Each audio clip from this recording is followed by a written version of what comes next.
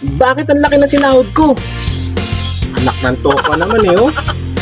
Ay, hirap ko na naman ubusin to. Grabe. Ang bihira.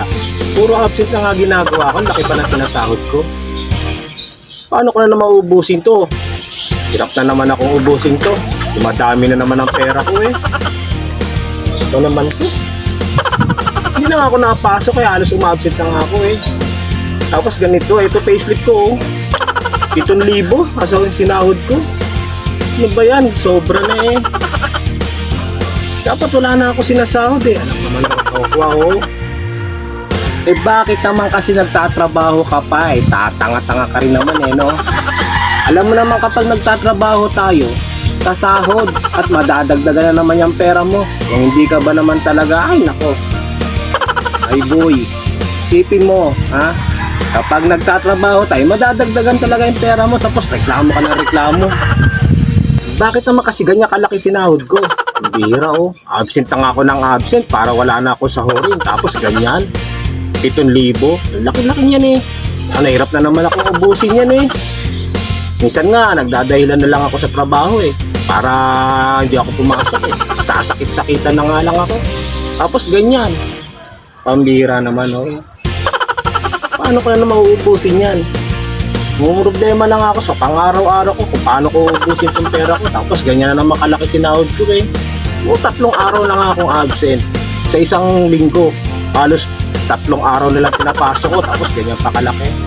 Ano ba naman yan? Hindi na tama yan. Dapat hindi na ako pinapasahod. Pambira naman oh. Ay, nakakainis naman eh.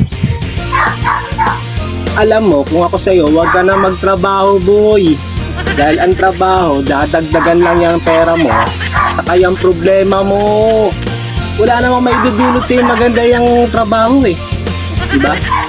Kasi, ang trabaho, dadagdagan lang yan. Dadagdagan ng problema mo. Oh, dadagdagan ng pera mo.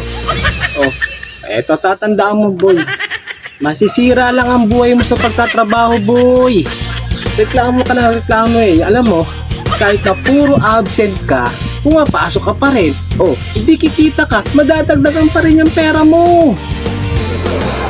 Kaya kung ako sa'yo, huwag ka na magtrabaho. Dahil dudulot lang yan sa'yo ng problema. Ito tandaan mo. Ha? Ito tandaan mo. Ito, pakatandaan mo to. Kung ngayon pa lang, sinisimulan mo na maging batugan, boy, kaya, hindi ka na mamang problema. Unang-una, ha? Ito mangyayari sa buhay mo, unang-una, mabagal ang pasok ng pera sa'yo. O, diba? Pangalawa, wala kang asenso. Ha? Ito lang, yan lang ang lagi mo tatandaan. Kaya tigil-tigilan mo na yung pagiging masipag.